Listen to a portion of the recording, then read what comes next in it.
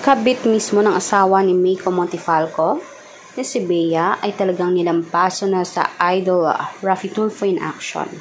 Nakita mismo na kung paano talaga landiin itong si Bea, itong si Patrick. Pero gayon pa man, pareho naman silang sinungaling, halatado at may mga ebidensya si Meiko.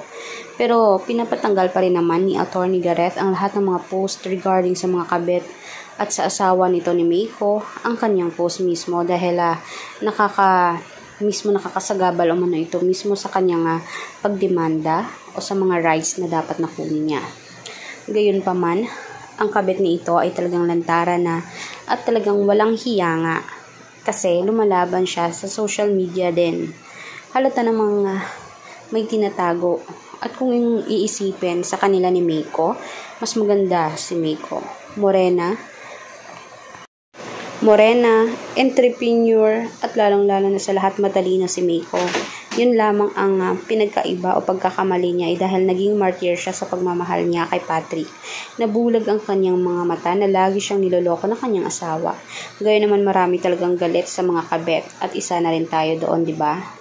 At ngayon din naman ipinaglalaban pa rin at tutulungan ni Idol Raffy Tulfo na matakasan ni Meiko ang lahat ng problema niya regarding na rin sa bahay niya at sa mismong asawa niya si Patrick para naman magkaanal na at magkaayos na ng tuluyan.